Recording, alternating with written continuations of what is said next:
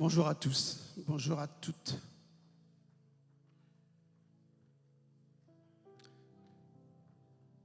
Ça bouillonne dans mon cœur depuis des jours, depuis des mois. Et je voudrais lire ce que dit Jacques. Et Jacques dit, quelqu'un parmi vous, et on est plusieurs, quelqu'un parmi vous est-il dans la souffrance? Et ça commence comme ça, la souffrance. Parce que d'une manière ou d'une autre, nous souffrons tous. Quelqu'un est-il dans la souffrance? Qu'il prie. Quelqu'un est-il dans la joie? Qui chante. Quelqu'un est-il malade? Qu'il appelle les anciens. L'église est un lieu de souffrance, un lieu de joie et un lieu de soin. Alors aujourd'hui, le Seigneur m'a mis à cœur de parler de tout et de rien. Alors si on parle de tout, 30 minutes ne suffiront pas. Si on parle de rien, il suffit de couper le micro. Le mot tout dans la Bible et le mot rien dans l'Écriture sont bien présents. Rien, 437 fois. Mais tout, 2186 fois. Il y a plus de choses à dire sur tout que sur rien. Alors, je vais parler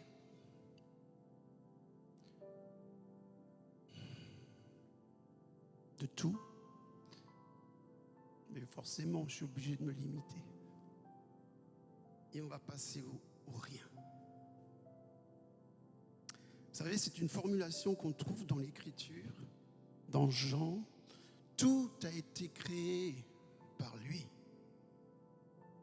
Et rien de ce qui a été créé n'a été créé sans lui.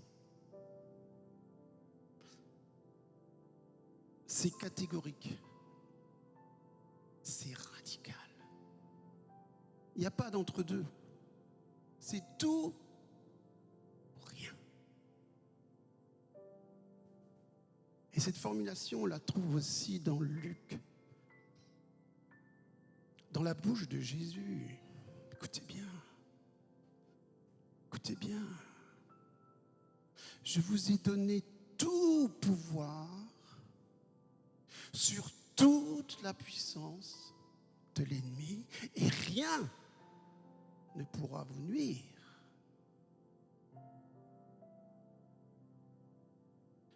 C'est tranché. Et Dieu est un Dieu qui tranche. Dès le premier verset de la Genèse, on a 4 fois ce mot coupé, séparé, tranché. Il va séparer la lumière des ténèbres.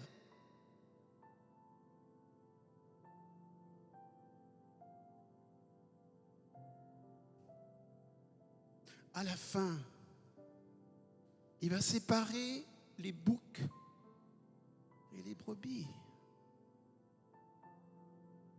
Notre Dieu est un Dieu qui tranche. Il est l'épée tranchante, plus affinée qu'une lame de rasoir. L'épée à double tranchant. Et ça ne fait pas un pli. Quand Salomon doit juger entre ces 2 femmes qui se disputent le bébé, il fait venir une épée.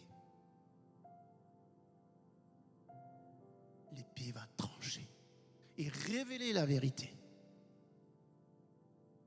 Et Dieu révèle sa vérité ce matin. au milieu de nous. Alors il va se passer des choses. Le Seigneur m'a dit, vous savez, certains sont dans la souffrance. Et certains sont dans la souffrance depuis longtemps. Depuis longtemps.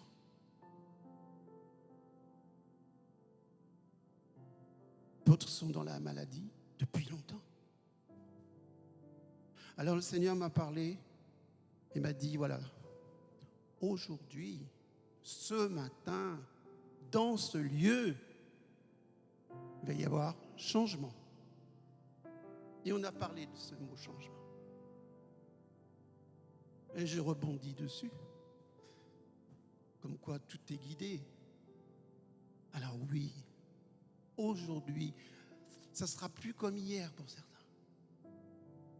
Je ne dis pas que tout le monde va être guéri. Non. Non.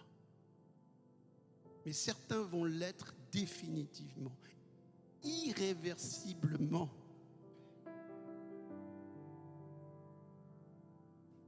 C'est tout ou rien. Et pendant longtemps, on peut dire, mais j'ai rien. Je vais prendre l'exemple de la femme hémorragique. 12 ans qu'elle souffre. Bon, c'est pas 12 jours, hein. C'est pas 12 heures. 12 ans. Il y en a d'autres dans la Bible. Il y en a, c'est la femme courbée, c'est 18 ans. L'homme grabataire, là, c'est 38 ans.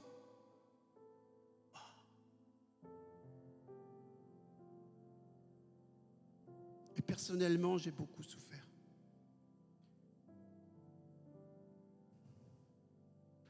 Jusqu'à ce que... C'est pareil pour toutes ces personnes qui sont mentionnées dans la Bible. Ouais, on souffre longtemps. Mais il arrive un jour où c'est fini. Ça bascule. Pour beaucoup ici, ça va basculer ce matin. C'est là que Dieu envoie la vie, la bénédiction pour l'éternité. Il est au milieu de nous. Il n'a pas changé. Alors, la femme hémorragique, pendant longtemps, c'est j'ai rien, ça ne marche pas, j'essaye tout ce que je peux. Et c'est bien. Il faut faire tout ce qu'on peut.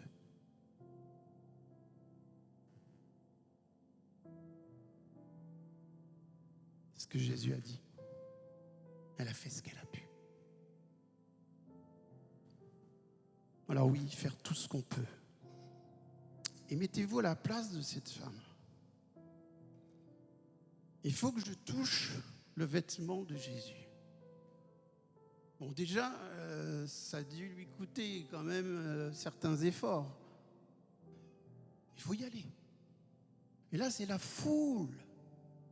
C'est la foule. Déjà, il est où?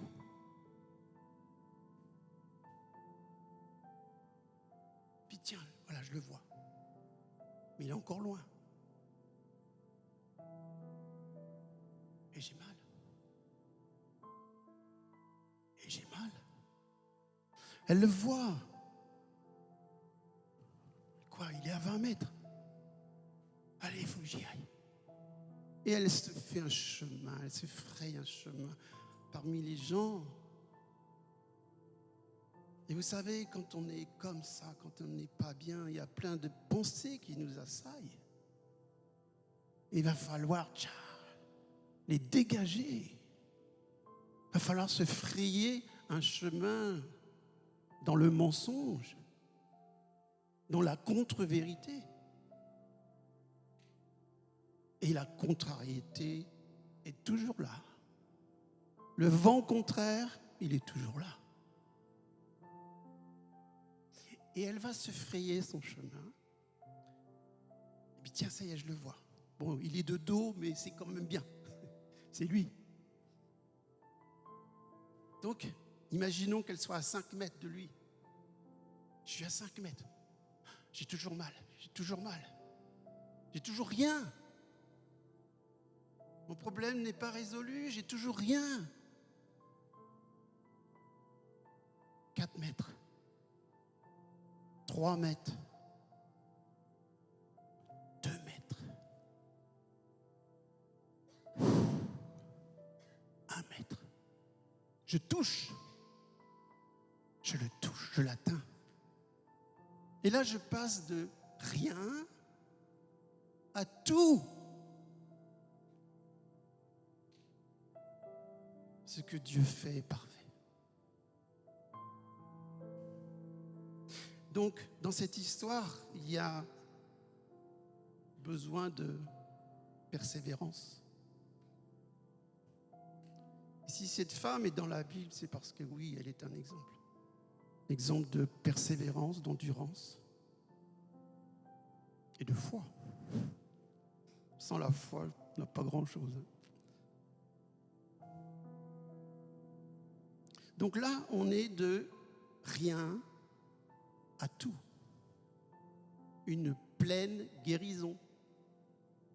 Et on n'est pas dans du bricolage. Dieu fait les choses à merveille. Personnellement, j'ai vécu des choses comme ça. Et dans tout mon parcours avec le Seigneur, qui a plus de 50 ans, j'ai vécu vraiment des choses très fortes. Très fortes. Et vous savez, quand on a goûté à ça, on en redemande. C'est tellement bon. Tellement bon. Et récemment, j'ai vécu une vision. Vision éveillée. J'ai vu. Mais je ne vais pas m'étendre sur ça. J'ai eu d'autres expériences et moi, ce qui m'importe, c'est que ces expériences soient dans la Bible. Je n'ai pas envie d'inventer quelque chose, de me donner quelque chose. C'est dans la Bible, dans la parole. Donc,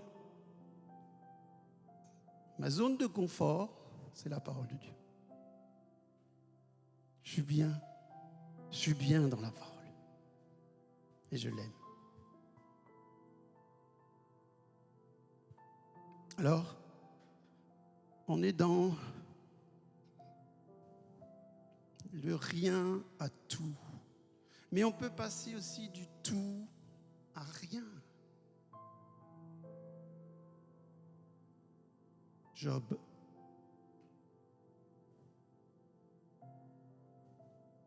De tout à rien.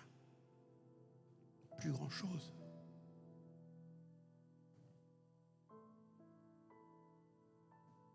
Et on va prendre Jésus. Jésus,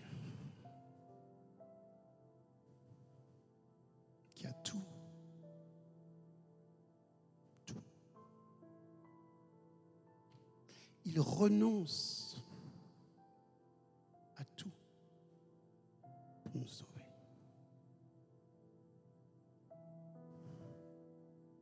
C'est pour ça qu'on ne peut pas être disciple de Jésus sans renoncer à tout ce qu'on possède.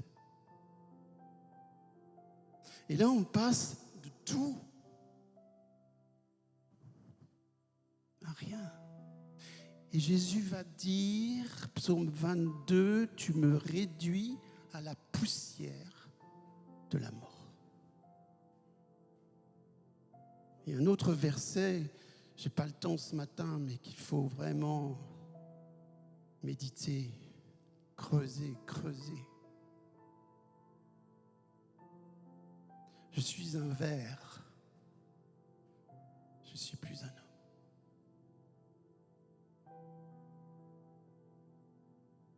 Et ça, c'est le fond du fond.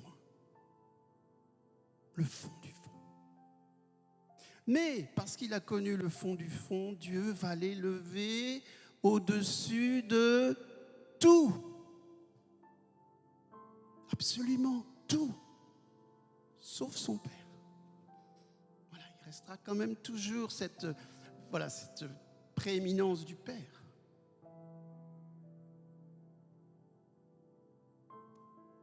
Donc oui, On peut passer de tout à rien, de rien à tout. Il change le désert en étang et l'étang en désert.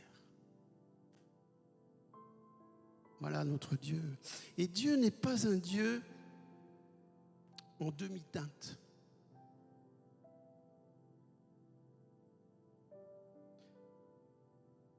Dans le Cantique des Cantiques, il est écrit « Mon bien-aimé est rouge et blanc. » Lumière, le blanc, mais qu'est-ce qu'il y a de plus lumineux que le blanc? Et le rouge, ça parle du sang. Mon bien-aimé est rouge et blanc. Et ça, on le voit aussi dans l'Apocalypse.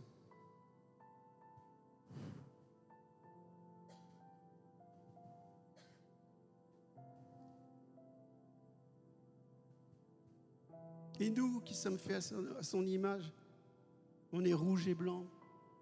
Je lis dans Lamentation de Jérémie, chapitre 4, ces princes, les princes du Seigneur. Nous sommes les princes du Seigneur, les princesses du Seigneur. On a pour père le Seigneur.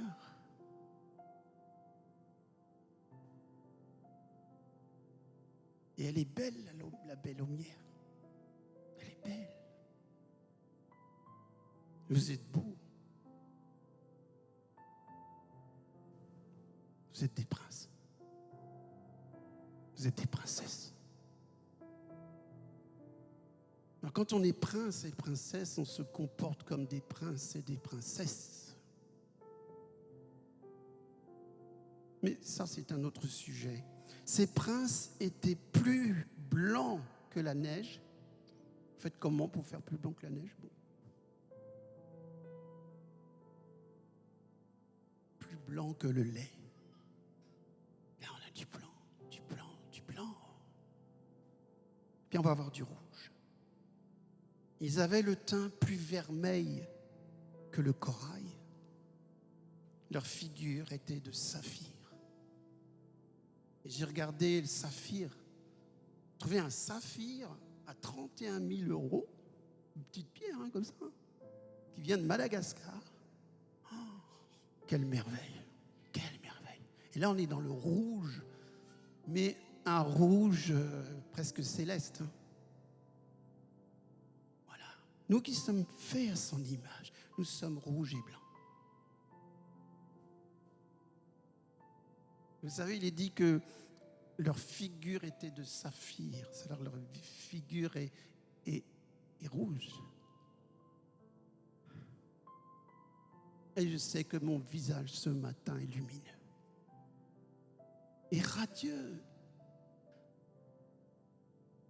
Et il y a la joie dans mon cœur, la joie de vous servir.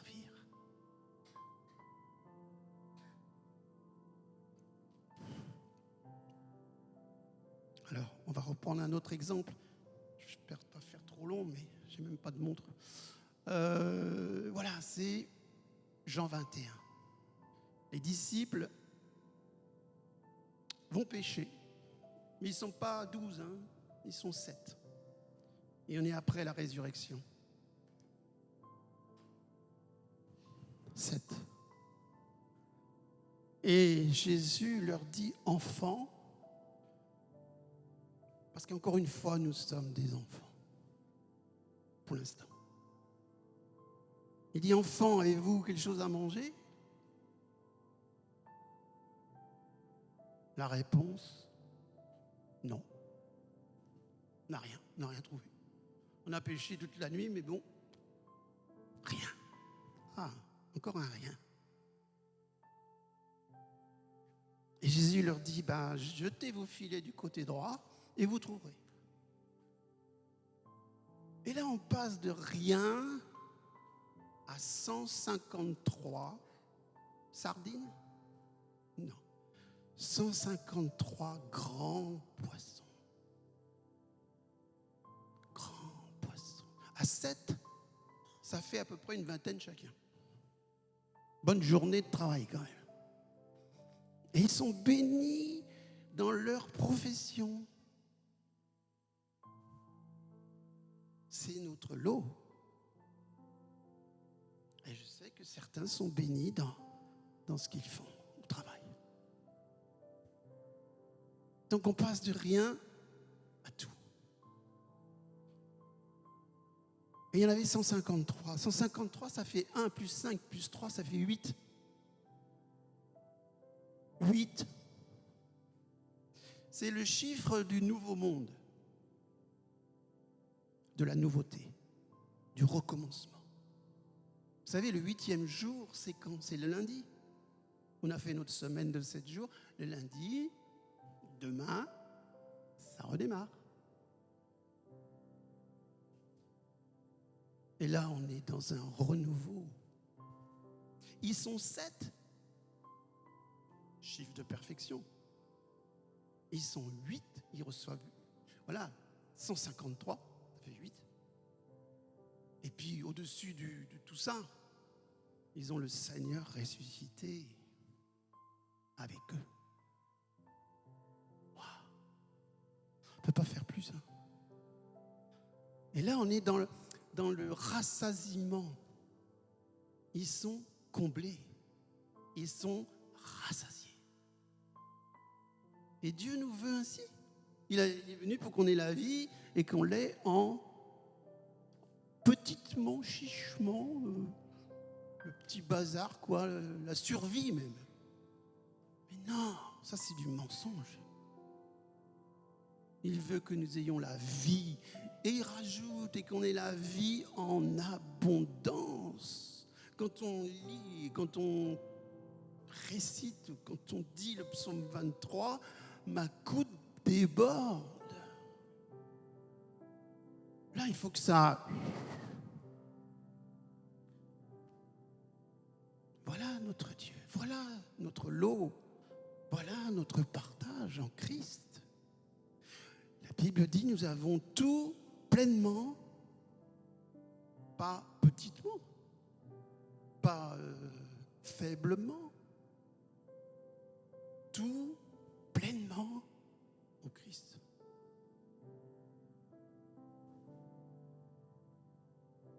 On va prendre Joseph. Joseph, il n'y a pas grand-chose dans sa prison. Il a tout perdu presque. Même l'amour de ses frères. Hein. Waouh! Quel traitement! Puis Joseph, un beau matin, tiens, changement. Tiens, basculement.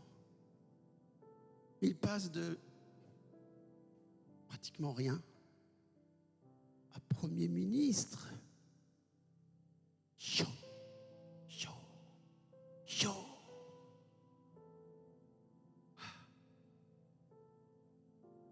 Voilà le Seigneur. Voilà le Seigneur. Et ça, c'est vraiment ce que connaissait Jean, parce que quand il va y voir qu'il y a 153 grands poissons, qu'est-ce que dit Jean à Pierre? C'est le Seigneur. Ben oui, ça ne peut pas être quelqu'un d'autre. Devant la chose stupéfiante, inouïe, c'est le Seigneur. Et quand on a une bénédiction comme ça, c'est signé. C'est le Seigneur. Et Pierre, qu'est-ce que j'aime Pierre? Quand il entend c'est le Seigneur, il plonge. Il plonge. J'y vais. Je veux le rejoindre.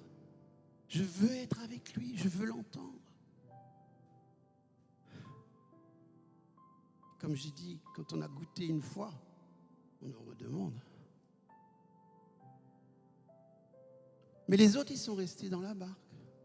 Peut-être plus préoccupés par le gain de ces 153 poissons que de Jésus.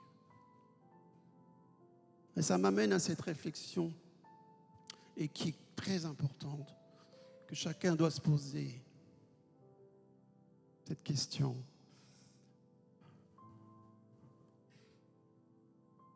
Pourquoi j'aime le Seigneur?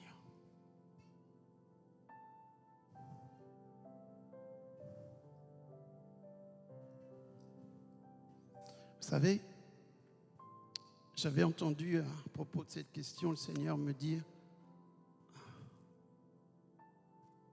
quand tu vas à la boulangerie,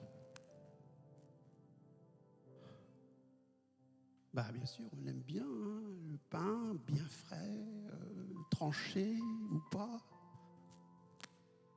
On aime bien les pâtisseries, pain au chocolat, les croissants. Mais en fait, il nous faut aimer le boulanger. Le boulanger, parce qu'on peut recevoir, pas ses dons, mais lui-même. Aimer le boulanger qui nous prodigue mais tout, plus que d'aimer ce qu'il nous donne.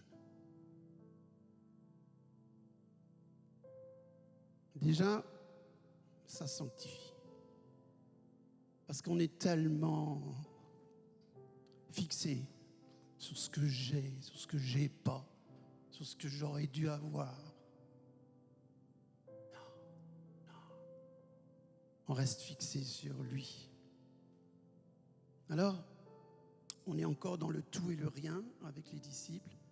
Je vais prendre encore un verset qu'on connaît tous. Il dit, je connais tes œuvres.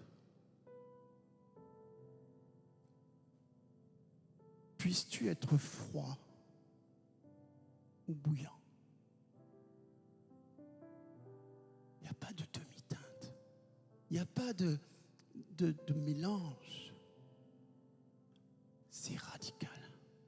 Ou on est bouillant, ou on est froid. Mais parce que tu es tiède,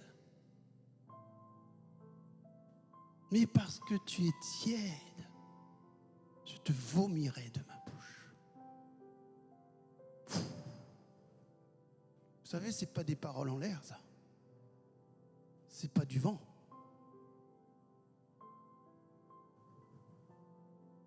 Alors le compromis, un peu de ci, un peu de ça.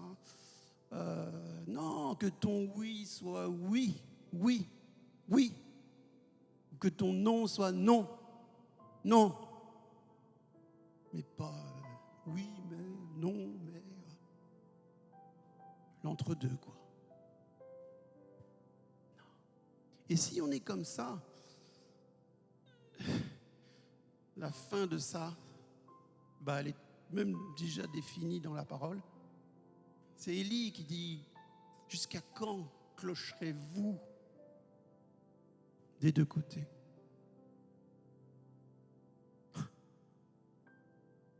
Mais on connaît tout ça. De clocher d'un côté et de l'autre. Un petit peu du Seigneur, un petit peu du monde, un petit peu de Netflix, un petit peu de louange.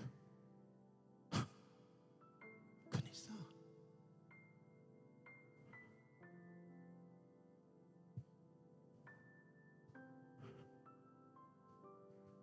Alors puisses-tu être froid ou bouillant. Et quand il dit, voilà, jusqu'à quand clocherez-vous? Et là, il est dit que le peuple ne répondit rien. Et voilà, on est encore dans le rien. Parce que de clocher comme ça, ça aboutit à rien. Ne pensons pas quand nous allons recevoir quelque chose du Seigneur, si nous marchons comme ça. Si nous claudiquons comme ça. Non. Non.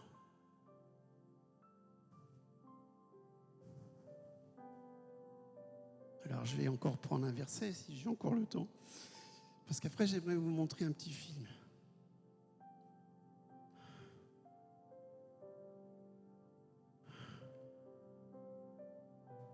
Et je vais situer le contexte de ce film. Il s'agit d'un enfant de 12 ans.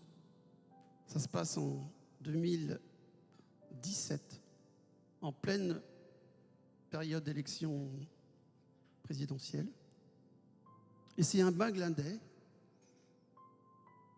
qui se trouve avec son père en France, mais ils n'ont pas les papiers. Voilà. Ils dorment sous les ponts.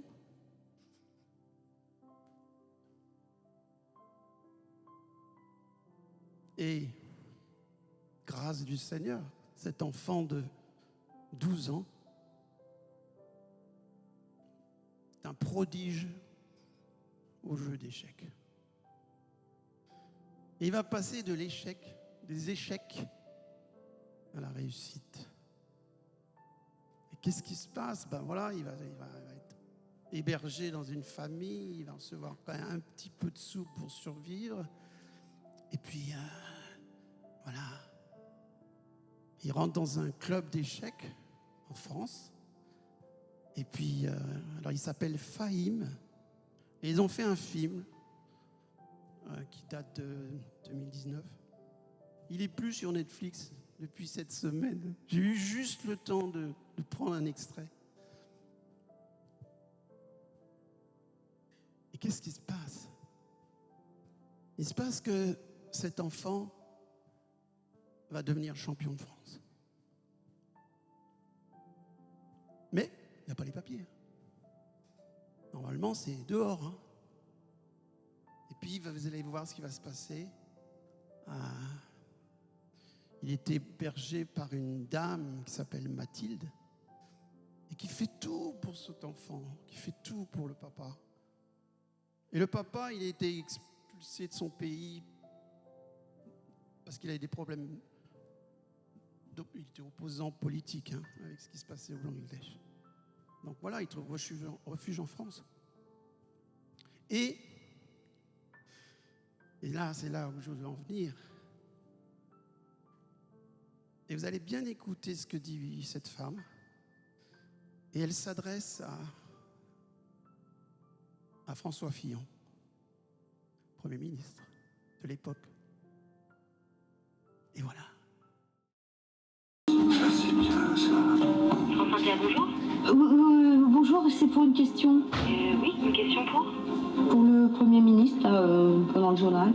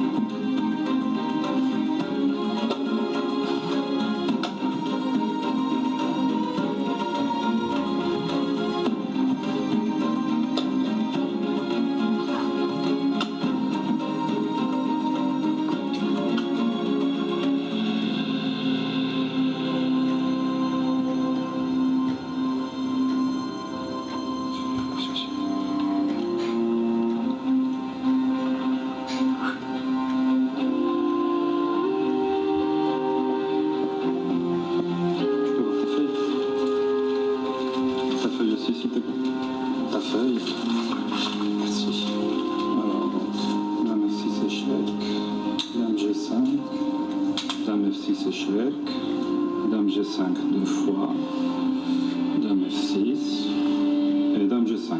Voilà, c'est match nul. 3 fois la même possession, c'est terminé. Vous signez la feuille, vous la donnez à l'arbitre. C'est champion de France.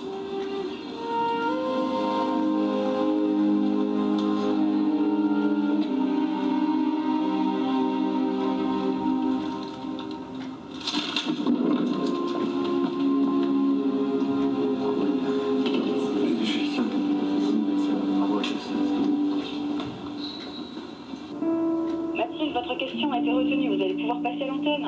Nous vous écoutons. C'est bon. Question d'une auditrice. Mathilde pour vous, Monsieur le Premier ministre. Oui. Bonjour. Allez, Mathilde, vous êtes en direct. Le Premier ministre vous écoute.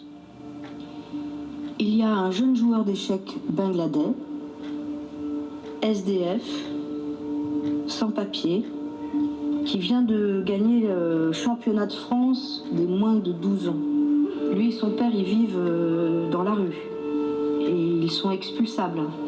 Alors ma question est, est-ce que la France est le pays des droits de l'homme ou ou juste le pays de la déclaration des droits de l'homme. Voilà. Bon. Il nous reste un coup à jouer. On va chercher ton père.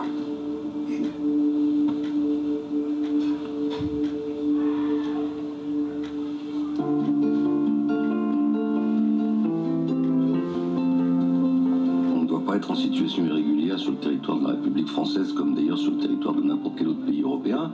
Et puis, il y a le fait qu'on régularise un certain nombre de personnes en raison de leur situation familiale, en raison de l'apport qui peut être le leur à notre pays. Et naturellement, ce jeune homme, s'il est un champion d'échecs, mérite que son cas soit regardé avec la plus grande attention. Et donc, on ne va pas attendre les élections présidentielles pour le faire, on va le faire dès aujourd'hui.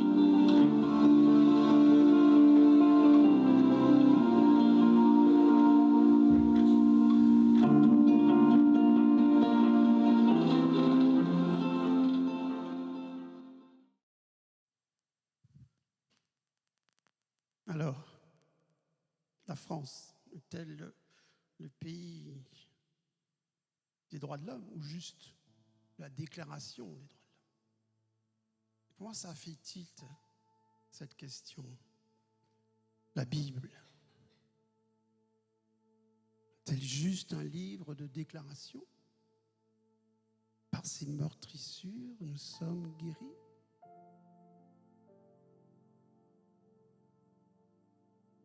Est-ce juste une déclaration sans effet?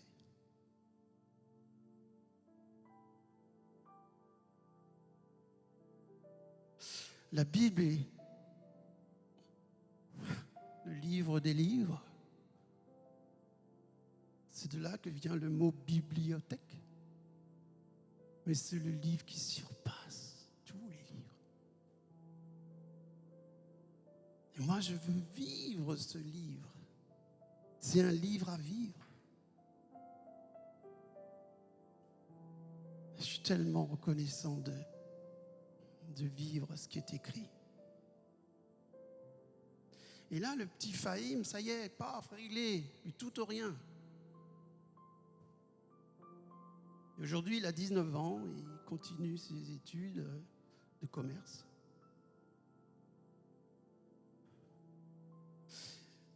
Et là, on a... Alors, je vais juste finir avec ça. Trois tout ou rien. D'accord? Donc, on passe de tout à rien. De rien à tout. Mais comment je passe de tout à rien? Très bonne question. Qui nous concerne tous. On a tous tellement soif d'autre chose. Soif de plus. Soif de plus. Mes amis, le plus est accessible. On n'est pas dans les Mickey. On n'est pas à Disneyland. Le plus que plus, il est au milieu de nous. Ici, il y a plus que Salomon. Ici, il y a plus que Jonas. Il y a le Seigneur. Il est là. Il va vous toucher. Il va vous toucher. Si ce n'est pas déjà fait.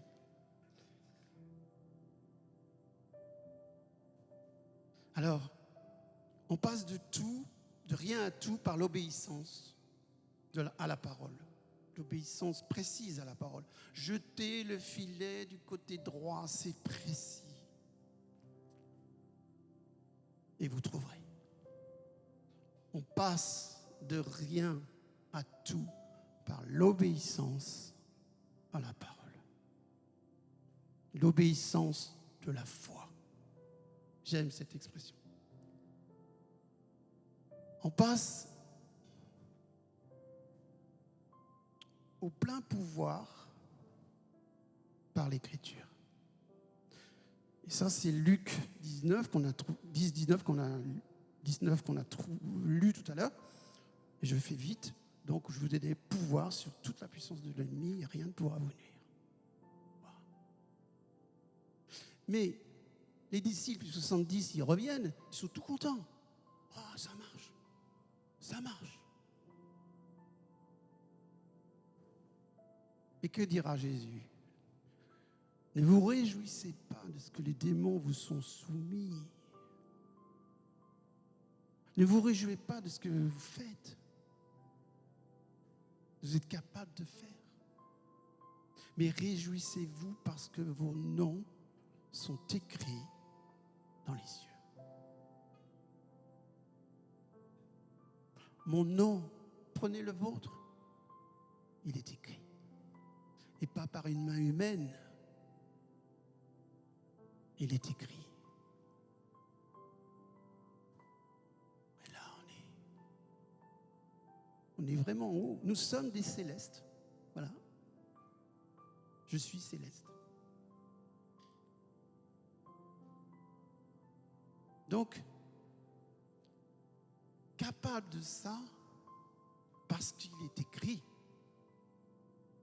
par l'Écriture. Mon nom est écrit. Je ne me le suis pas écrit moi-même tout seul. Mon nom est écrit parce que Dieu l'a écrit. Donc par l'Écriture. Il est écrit. Il est écrit. Il est écrit. Et Jésus est l'Écriture incarnée.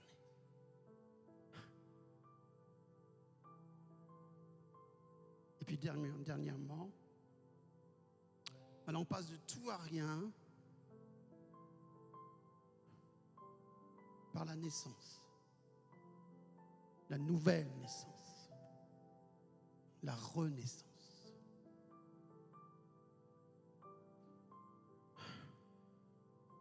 Mais là, allez, encore juste un dernier truc.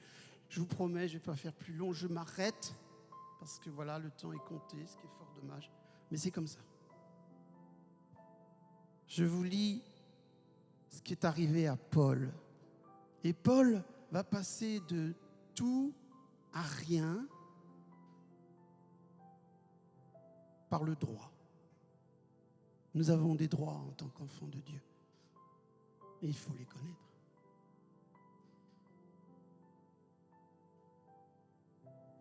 Et c'est Paul qui se trouve persécuté par les Juifs, qui disent à mort un tel homme. On ne l'écoute plus. Il ne faut pas le laisser en vie. Wow, c'est violent. Mais vous savez, notre adversaire, il n'est pas moins violent. Et ils poussaient des cris, jetaient leurs vêtements et lançaient de la poussière en l'air. Le tribun ordonna de faire entrer Paul dans la forteresse et de lui donner la question par le fouet, afin de savoir pour quel motif on criait ainsi contre lui. Alors la question, c'est quoi? C'est un supplice. En fait, c'est on questionne la personne sous la torture. Horrible. Horrible. Mais qu'est-ce qui va se passer? Comme on l'attachait avec des lanières, Paul dit au centenier qui était présent, « Vous est-il permis de flageller un citoyen romain qui n'est pas même condamné ?» À ces mots, le centenier alla l'annoncer au tribun, disant, « Que vas-tu faire? Cet homme est romain. » Le tribun vint donc et lui dit, « Dis-moi, es-tu romain? Moi, c'est avec beaucoup d'argent que j'ai acquis ce droit de citoyen. Et moi, dit Paul, écoutez bien, et moi, dit Paul, je l'ai par ma naissance. » À partir du moment où on est né de nouveau, nous avons des droits. Des droits. Et là, on a Un Paul qui échappe au supplice. Mais par le droit, vous n'avez pas le droit de faire ça. Vous n'avez pas le droit de faire ça. Et l'ennemi viole nos droits. Alors là, il n'hésite pas.